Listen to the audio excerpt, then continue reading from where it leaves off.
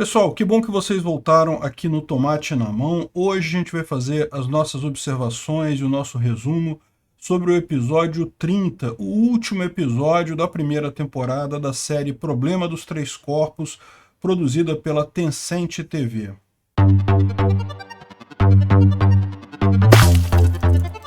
Essa série, baseada no livro do mesmo nome do Liu Cixin, foi produzida pela Tencent TV lá na China com uma adaptação bastante fidedigna ao livro, tá? Segue direitinho ao livro. Existe uma preparação para uma outra série também baseada no mesmo livro que vai ser feita pela Netflix. A gente não sabe quando que vai sair essa outra série, mas está dizendo que vai sair em 2023. A gente não sabe como é que vai ser. É provável que eu faça a avaliação dela também aqui, tá? Mas de qualquer forma, a gente tem feito aqui um resumo de cada episódio e algumas considerações que eu coloco aí sobre o episódio aqui. Mas a série inteira você consegue assistir ela lá no canal da Tencent TV. Se você for no primeiro episódio da minha playlist, eu explico como é que chega lá, como é que coloca a legenda em português e dá para assistir direitinho. É tudo em chinês, evidentemente, mas dá para botar legenda em português, então fica tudo certinho, dá para acompanhar com muita facilidade a série, né?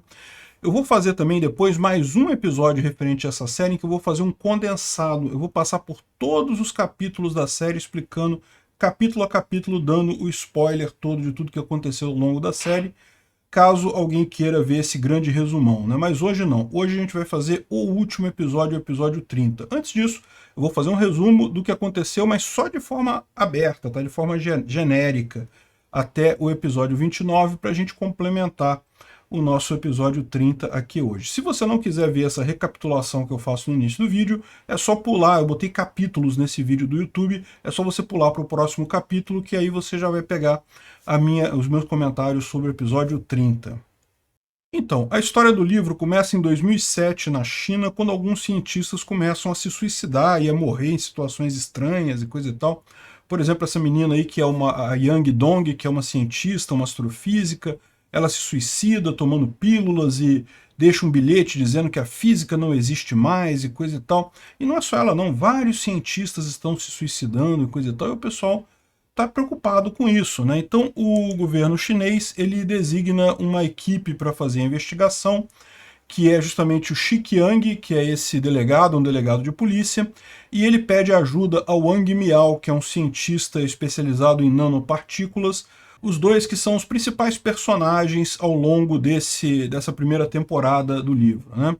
Então é uma interação bem interessante que tem entre eles. O Xiqiang é um cara mais prático, não é que ele não seja inteligente, ele é inteligente, mas é aquela inteligência mais direcionada a resolver problemas, a situações do dia a dia, enquanto o Wang Miao é um cientista, é um cara muito inteligente, tem aquela inteligência mais sofisticada, mais acadêmica, né? E aí é muito interessante porque muito da história é justamente a interação dos dois personagens. Eles têm muita desconfiança um do outro no início, mas acabam os dois trabalhando juntos e resolvendo o mistério todo no final, justamente no episódio 30, que a gente vai ver hoje, que tem a conclusão da coisa, né?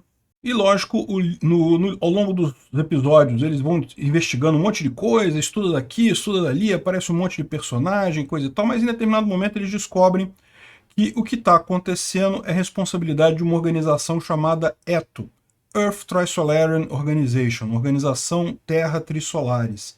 O que é essa organização? Essa cientista, a Ye Wenxi, ela também é uma das principais na história, mas ela é, digamos, do mal, né? Ela é antagonista na história. Então conta a história dela desde os anos 1960, ela foi muito oprimida pelo Partido Comunista Chinês, ela era uma ambientalista e coisa e tal. Em resumo, ela não gostava da raça humana. E daí, em determinado momento, ela consegue fazer contato com alienígenas, né? Ela estava trabalhando numa base chamada Base da Costa Vermelha, e era um projeto mesmo de SETI, e ela consegue fazer contato com uma raça alienígena, e ela faz isso sem falar para os superiores, então dá uma confusão danada e coisa e tal. Mas ela consegue contato com esse povo chamado os Trissolários, que estão na estrela Alpha Centauri, perto aqui da Terra, né? E perto em termos, né? 4 anos-luz da Terra. E qual que é o problema dos Trissolários? É justamente porque a estrela que eles orbitam é uma estrela tripla, né? São 3 estrelas, uma girando em torno da outra. E daí eles precisam sair desse sistema deles, porque esse sistema deles é instável e vai acabar destruindo. Então eles precisam achar um outro sistema para eles irem. E aí, quando eles recebem a mensagem dela, o que eles pensam? Opa, beleza, vamos caminhar para a Terra, vamos invadir a Terra, destruir a civilização toda. Inclusive, ela tem a oportunidade de evitar isso e ela não evita. Ela não gosta da humanidade mesmo, né? Típica ambientalista, não gosta da humanidade. E daí, basicamente, lá nos anos 1970, 1980, ela já condenou a raça humana à extinção. Só que os caras saíram lá da outra estrela, eles vão levar 400 anos até chegar na Terra. E a questão toda é a seguinte, como a gente vai ver, inclusive no episódio de hoje, a parte da trama do episódio de hoje, qual que é o problema dos trissolários? Eles têm 400 anos para chegar na Terra. A tecnologia deles é muito mais avançada que a humana. Mas olha só, 400 anos é muita coisa. Se a nossa tecnologia continuar se desenvolvendo num ritmo exponencial como tem se desenvolvido hoje, quando os trissolários chegarem aqui, a nossa tecnologia vai estar muito mais expandida. Pode ser que eles não consigam conquistar o planeta Terra, né?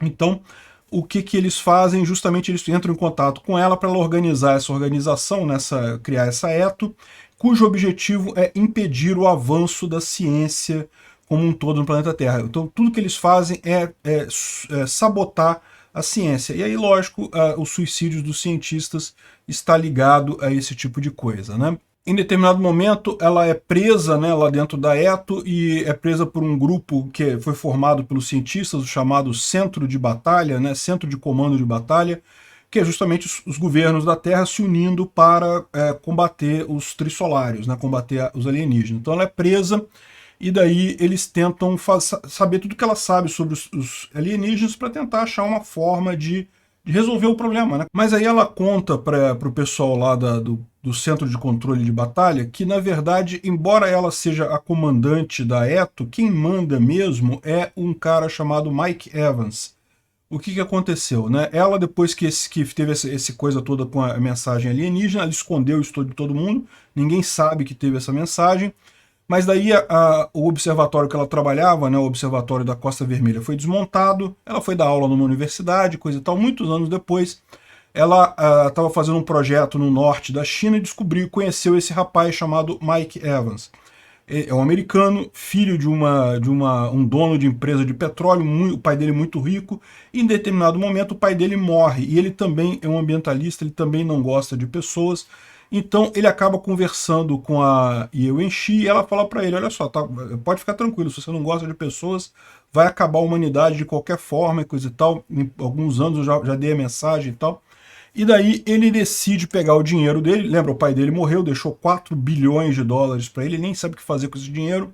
Então ele monta uma outra antena de radiotelescópio para conversar com os aliens, monta isso num navio, chamado Dia do Julgamento, o nome do navio, eles também chamam de Costa Vermelha 2, e justamente ele consegue retomar essa comunicação, né? Porque agora não tem mais a preocupação, a Ye Wenxi tinha que ficar escondendo as coisas do chefe dela, ali no navio não, é tudo para isso mesmo, e ele monta essa grande organização chamada ETO. Então, embora a Ye Wenxi seja considerada a comandante dessa organização, ela na verdade não manda, quem manda é ele, né? E o problema é que eles prenderam, mas ele ainda está vivo, ainda está no mundo aí com o navio dele, né, cheio de dinheiro. E aí, qual que é a preocupação deles, né? Parece que também teve uma traição dele com ela, ele andou conversando com os alienígenas sem o conhecimento dela, sem passar as informações para ela. E aí, qual que é a situação? Eles querem capturar o Mike Evans, ou matar o Mike Evans, e capturar as informações que estão no computador do navio dele lá em alto mar, né? E aí, justamente no episódio anterior, no episódio 29, é que eles fazem o fatiamento do navio. Eles têm um plano bem elaborado, porque qual é a preocupação deles, né? Ele tem uma equipe altamente treinada, o Mike Evans, lá dentro do navio. Se eles tentassem, de alguma forma, invadir o navio ou explodir o navio, tudo isso, ele poderia antes apagar o computador, ou então o computador seria destruído. Isso não adianta para eles querem ter o computador intacto. Então eles usam fios de nanomaterial desenvolvido pelo Wang Miao, né? E quando o navio está passando no canal do Panamá, eles botam esses fios de nanomaterial que são invisíveis a olho nu, mas saem cortando o navio inteiro. É muito interessante essa cena lá no último episódio, no episódio 29. Ainda no episódio anterior, eles então pegam as informações, tem não sei quantos gigabytes, lá 28 gigabytes de informação no computador lá do Mike Evans, e daí eles conseguem reconstruir um jogo que explica como é que era a interação, como é que o Mike Evans e os Trissolários falavam e trocavam informações e coisa e tal, através desse jogo, né? Então nesse jogo, aí eles entram no jogo, né, para justamente entender o que está acontecendo, e daí eles descobrem justamente como é que aconteceu, a comunicação. Teve um primeiro alienígena que era pacifista, que não queria invadir a Terra, aí depois ele é julgado e é condenado, enfim, e eles decidem, os Trissolários decidem lançar toda a frota em direção à Terra. A única observação que eu faço é que, embora esse formato aqui do Trissolário apareça no jogo, lembra que isso daqui é só um jogo, não é o Trissolário real. O Trissolário real não aparece nos livros, pelo menos não nos 3 primeiros livros, então a gente não sabe como é que eles são efetivamente. Isso aqui é só a representação que o pessoal da Eto fez do Trissolário no jogo, né? E aí, através desse jogo, eles conseguem conversar com os Trissolários, saber o que está acontecendo e coisa e tal. Era a forma de comunicação que eles tinham lá, né? Bom, isso conclui então o episódio 29. Vamos agora ao nosso episódio 30, que é o nosso objetivo de hoje.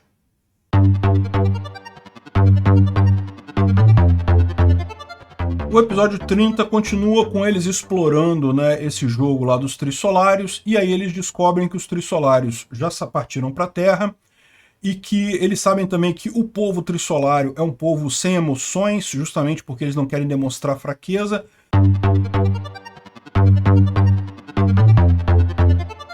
Mas existem pessoas dentro dos Trissolários que gostam da Terra, que não queriam destruir a Terra e coisa e tal. Inclusive, é uma coisa curiosa, porque eles colocam essa dualidade. O pessoal aqui na Terra está morrendo de medo dos Trissolários, mas os Trissolários estão preocupados com a Terra também.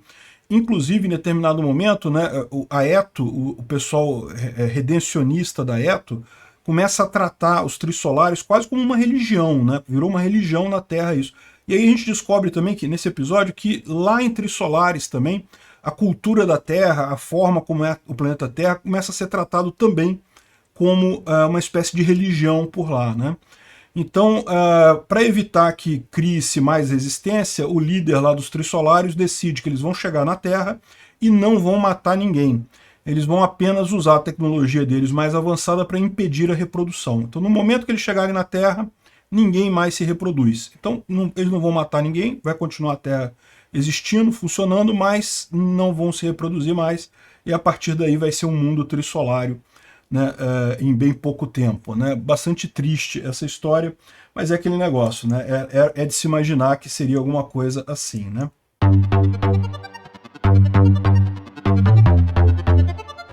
Bom, então em seguida eles fazem uma reunião lá explicando isso para o general Shang, né, que é o líder lá do governo, que está vendo essa coisa de como é que a gente vai combater os Trissolários.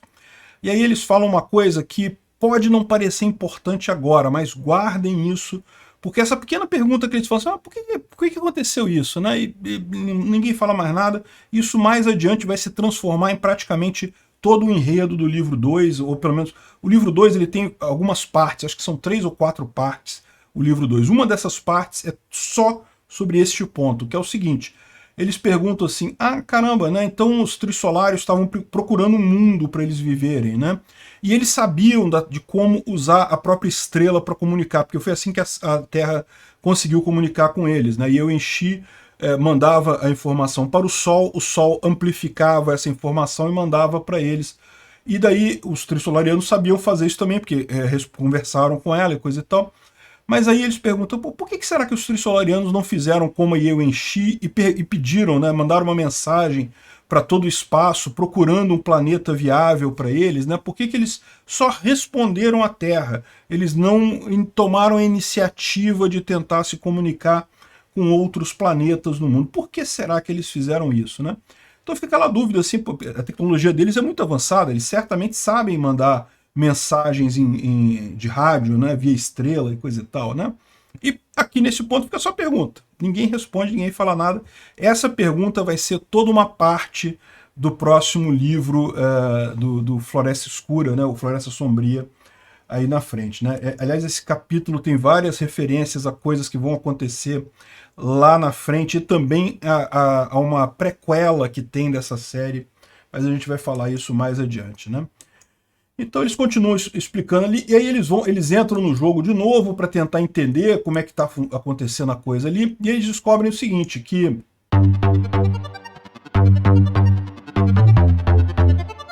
Trissolários, eles tinham essa preocupação com relação à ciência na Terra.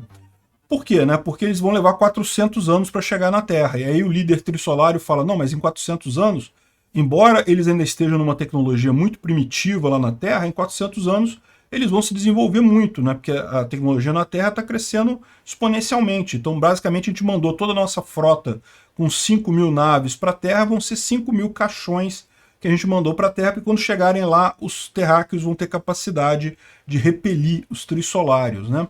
E aí a preocupação deles é como é que a gente resolve esse tipo de coisa, e aí, lógico, né, é aí que surgiu a ideia de se montar a ETO, né, que é Earth Trisolarian Organization, a organização Terra Trissolares, justamente com as pessoas lá na Terra que estão revoltadas com a raça humana e que querem mesmo a destruição da raça humana, então elas começam a ajudar nesse negócio. E existem 3 pontos em que eles insistem lá.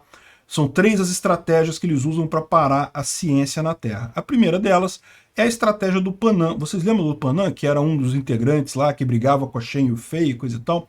E era o ecologista, né? Ele era um doutor em ecologia e coisa e tal, e ele tinha muitos contatos com jornalistas, e então, ele estava sempre plantando notícias, criticando a ciência, dizendo que a ciência causa degradação ambiental, causa problemas ambientais, mata espécies, causa extinção de espécies.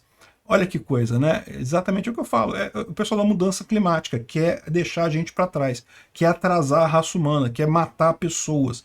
É gente que não gosta de gente.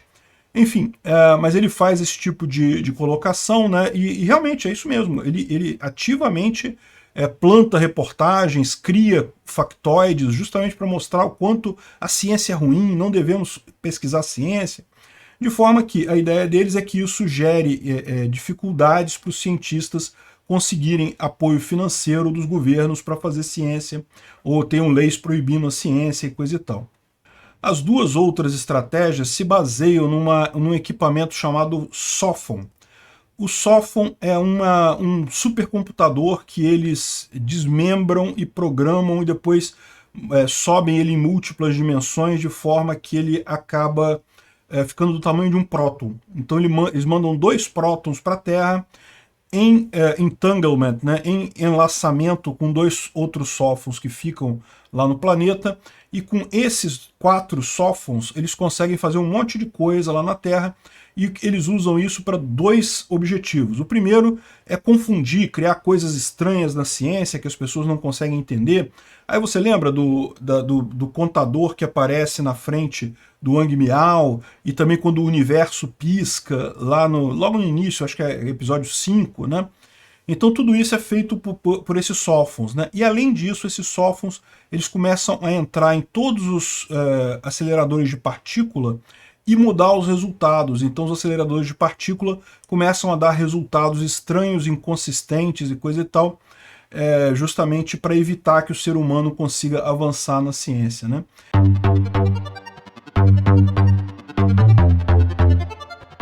Diga-se de passagem, vocês sabem que recentemente teve mesmo um estudo falando sobre os problemas que eles estão tendo com algumas partículas subatômicas, que os níveis de energia do bóson de Higgs não está batendo exatamente. Será que não é um sófon que está atrapalhando o pessoal? Ó a dica aí, pode ser que a gente já esteja nessa história toda aí.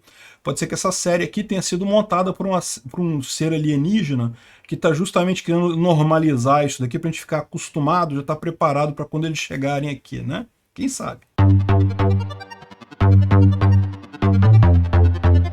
A ideia era essa. Então eles nunca conseguem a humanidade nunca mais vai conseguir um breakthrough, justamente por quê? Porque esses 2 sófons, né, que são do tamanho de prótons, então eles podem ter em qualquer lugar, eles andam muito rápido, eles podem fazer qualquer coisa e conseguem pegar informações e mandar em tempo real para Trissolares, porque eles estão em entanglement, né, eles estão em enlaçamento quântico, então isso é automática a comunicação, e com isso eles fazem o terceiro objetivo. Então são esses 3 objetivos. O primeiro é desacreditar a ciência através da ecologia, confundir os cientistas para acabar com alguma base científica que exista, e terceiro, impedir diretamente os experimentos científicos, né?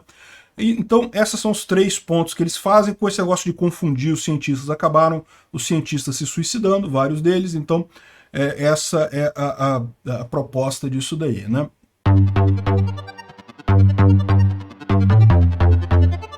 Vendo no jogo o pessoal trissolariano tentando fazer o Sophon, né? Então eles sabem que o Sophon é uma coisa teoricamente possível, eles já dominam 9 das 11 dimensões do próton. Segundo eles dizem na história, os prótons têm 11 dimensões, são undecadimensionais, né? Então, isso inclusive pela teoria das cordas, né? De fato, é isso mesmo, o próton teria que ter 11 dimensões. E daí eles falam o seguinte, quando uma coisa tem 11 dimensões, ela se torna pequena. Se você desdobra ela para dimensões menores, para menos dimensões, ela fica maior. Então o que eles fazem? Justamente eles tentam desdobrar o próton para dimensões muito pequenas, para 3 dimensões só. Primeiro eles tentam várias vezes e não conseguem, né? Até que finalmente eles conseguem fazer isso. E eles eles desdobram um próton e ele fica do tamanho do planeta deles, tá vendo? Que o planeta deles está aqui dentro e tudo aqui por fora é o próton que eles desdobraram em 3 dimensões apenas. E daí eles começam a fazer a programação nesse próton, né? Eles começam a colocar uns circuitos elétricos ali, depois que ele já está todo programado, já é um supercomputador gigante, né, do tamanho do planeta deles. Eles começam a dobrar ele novamente nas múltiplas dimensões. Aqui, se não me engano, ele está na dimensão 6, então na dimensão 6 ele ainda é uma bola grande, e eles vão chegar até a dimensão 8, se não me engano, para mandar para a Terra e coisa e tal. O fato é, quando chegar lá na Terra, vai ser do tamanho de um próton de verdade, só que na verdade não é um próton, é um supercomputador que está ligado com outro supercomputador lá em Trisolares, e ambos conversam via enlaçamento quântico, né? Enlaçamento quântico, vocês sabem essa teoria, né? Aquela teoria quântica que, se você pegar 2 partículas e confundir o spin das duas ali, depois separar essas partículas, você consegue uma comunicação instantânea entre elas. Como é que funciona isso? Quando você marca uma posição na partícula de cá, a outra vai automaticamente assumir a posição inversa a dessa partícula daqui. Isso é enlaçamento quântico, né? Ou quantum entanglement. E existe essa teoria mesmo. Se dá para fazer um supercomputador ligado quanticamente, eu não sei. Mas é ficção científica, né? Ficção científica, supostamente os caras têm essa coisa muito mais capacitada, muito mais avançada. E aí é isso que eles fazem, né?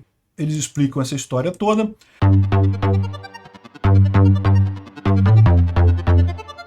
E no final, quando isso chega lá na reunião, que está o pessoal dos comandos, lá o centro de comando lá, que eles explicam isso tudo, todo mundo começa a ver, o Sophon chega lá e altera a visão de todo mundo, da mesma forma que o Wang Miao via a contagem regressiva, que aliás, para deixar claro, não é contagem regressiva para nada, era a forma que o Sophon usava para causar a morte dos cientistas, né? Porque dava um senso de urgência neles, que eles tinham que fazer alguma coisa, uma coisa impossível, eles acabavam se suicidando, né? O Wang Miao não, ele ficou com aquela contagem regressiva aparecendo na frente dele sem ele fazer nada. E aí aparece na frente de todas as outras pessoas ali que estavam naquela reunião a mensagem: vocês são insetos. E vocês são insetos é curioso, porque vocês lembram, né? Isso é uma cena recorrente ao longo do seriado.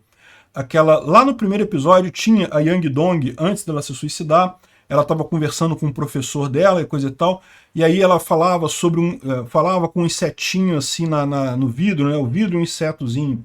Aí tem várias outras cenas em que aparece o insetozinho caminhando e coisa e tal. E aí aqui é o fechamento da coisa. Os trissolarianos falam: não, vocês são insetos. A gente não vai deixar a ciência de vocês desenvolver. A partir de agora vocês não conseguem fazer mais nenhum experimento, porque os nossos Sophons não vão deixar vocês se desenvolverem. E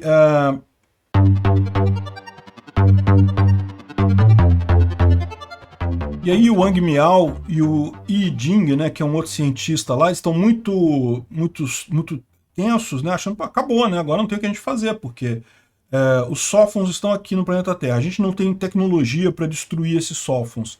E eles não vão deixar mais nenhuma pesquisa de fato avançar de verdade. Então acabou.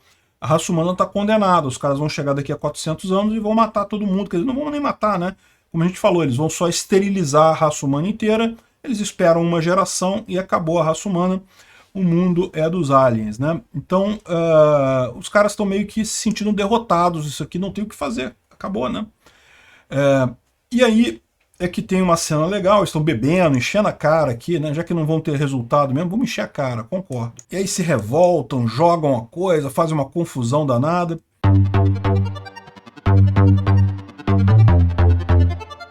Nesse momento que eles estão lá depressivos, bebendo e coisa e tal, o Jing-Yi entrega para o Wang Miao uma foto, né? Aqui não dá para entender muito o que é, né? Mostra a foto, aí fala que parece que foi uma ex-namorada dele, coisa e tal, mas essa daí é a Lin Yun. A Lin Yun, ela é de uma outra série do Liu Cixin também, do mesmo autor desse livro. É um livro que ele faz que é uma prequela a esse. Então, os acontecimentos desse livro aí são antes do Problema dos Três Corpos, né? O livro chama Raio Esférico, né? Ball Lightning, não sei como é que traduzir isso para português. Ball Lightning, acho que é raio esférico, né? Enfim, é o nome do livro que tem antes com essa personagem principal e o Jing-Yi, que, né, tá nessa série também. Então, isso aqui é só uma espécie de cameo que tem aqui, igual um outro cameo também que a gente vai ver mais adiante aí na história, né?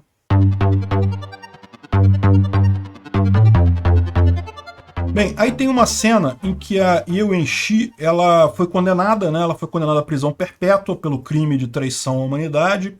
Eu acho pouco, tinha que sofrer mais do que isso, mas enfim.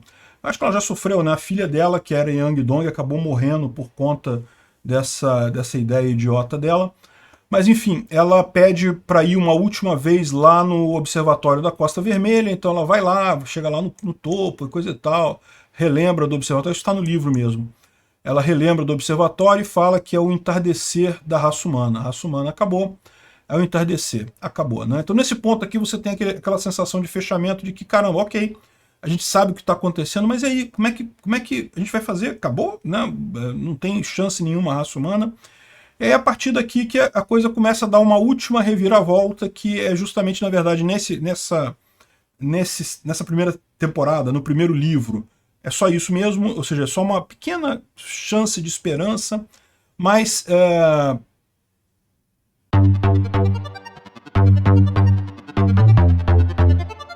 e aí a cena final do episódio é justamente, ou melhor, a cena final do livro. No episódio eles botaram uma cena a mais. Mas a cena final do livro é justamente o Shi Qiang, o Jing-Yi e o Wang Miao num campo, né, onde está tendo uma infestação de gafanhotos, né? E daí qual que é o propósito disso, né? Ele faz um discurso para eles dizendo o seguinte: olha só, vocês estão achando que está acabando? Vocês acharam que o planeta Terra está condenado? Porque estavam falando assim, não, porque os aliens vão vir aqui, os trissolarianos, eles vão ter muito mais tecnologia que a gente não consegue avançar nossa tecnologia, coisa e tal. E aí ele pergunta assim, mas a gente não consegue melhorar nada? Não, algumas coisas a gente consegue, mas vai ser tipo uma sociedade que desenvolve novos canivetes e novos estilingues e coisa e tal, e de repente encontra uma civilização que tem bombas atômicas. Não adianta você desenvolver o melhor estilingue do mundo, a melhor espada do mundo, quando você encontrar alguém com a bomba atômica, você perde, né? Então, ele coloca nesse sentido. Aí ele leva o pessoal para esse campo com os gafanhotos e fala, olha só, a diferença entre nós e os trissolarianos é menor do que a diferença entre os gafanhotos e os humanos. E para pensar, os humanos tentam exterminar os gafanhotos há milhões de anos, milhares de anos, que os humanos tentam exterminar os gafanhotos, porque gafanhoto é uma praga que destrói as plantações e coisa e tal. E, no entanto, os gafanhotos estão aqui, está cheio de gafanhoto. Os seres humanos já tentaram de tudo, veneno, não sei o que lá, engenharia genética, tudo, o máximo da tecnologia humana já foi usado para tentar acabar com os gafanhotos e não conseguimos. Então, da mesma forma, eles estão muito na frente da gente em termos de tecnologia? Então, isso quer dizer que a gente vai perder essa guerra? Não, não vamos. A gente vai ser difícil, não vai ser fácil. Como é que a gente vai lutar contra uma espécie que, por exemplo, está sabendo tudo que a gente está fazendo? Imagina isso, né? Porque é o que acontece, como eles têm lá o Sophon com o Entanglement lá, né? Eles estão vendo tudo o que acontece na Terra, eles sabem de tudo da gente, a gente não sabe nada deles.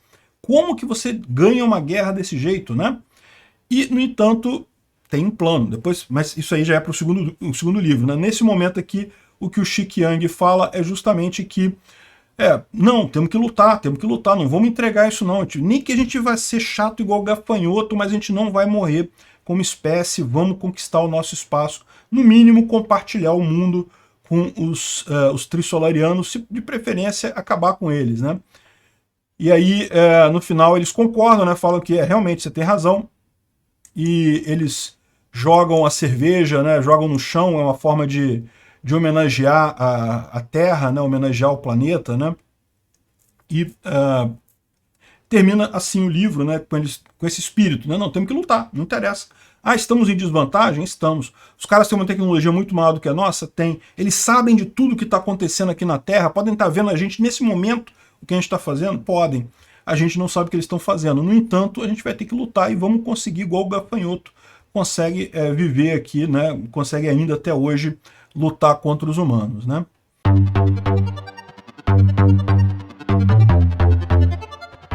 Aí tem uma cena pós-créditos nesse episódio que mostra aqui uma lanchonete, né? Tá a mãe com a criança aqui. Eu não sei se essa daqui, eu fiquei na dúvida se essa daqui é a filha do Wang Miao e a esposa dele que estão numa lanchonete, mas meio que não interessa. Nós estamos numa lanchonete e aí no finalzinho aqui mostra um rapaz aqui digitando um texto, né? E o texto é aparentemente uma novela meio erótica, assim, um texto meio cringe, assim, meio estranho, coisa e tal. E daí mostra ele trabalhando nisso daí. E aí mostra esse mesmo broche que a gente já viu esse broche, né? Então, assim, o que eu vou falar agora não deixa de ser um certo spoiler, mas é um spoiler muito pequenininho, não vai fazer tanta diferença assim não, né? Esse cara aqui é o Luoji. O Luoji vai ser o principal personagem do segundo livro, né? Ele é o cara que consegue resolver o problema. Como é que nós vamos lutar com Alien, sendo que eles têm muito mais tecnologia que a gente, eles sabem de tudo que a gente está fazendo aqui, a gente não sabe de nada deles, como é que a gente vai fazer essa coisa toda? E esse cara é o personagem principal do segundo livro, né?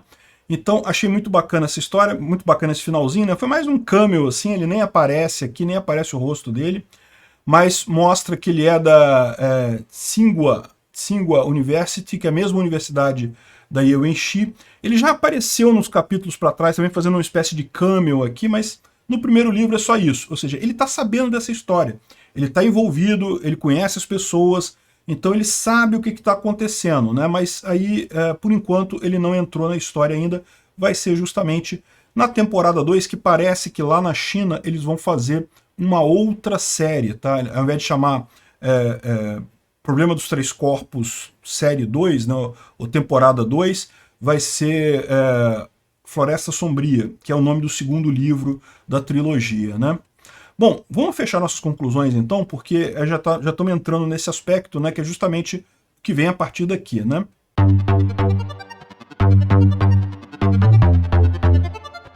Bom, a conclusão, então, é essa, muito bacana a série, gostei muito da ideia, dá para realmente visualizar bem, é bem interessante essa parte do desdobramento do próton em múltiplas dimensões, isso vai ter muita brincadeira com isso ainda nesses livros e coisa e tal, com desdobramento em múltiplas dimensões, e esse ponto aqui, como eu falei, ele vai ser o personagem principal dos próximos livros, ainda tem alguns personagens que aparecem, mas aparecem muito pouco dessa série. O Shi Qiang e o Wang Miao meio que saem fora agora da história.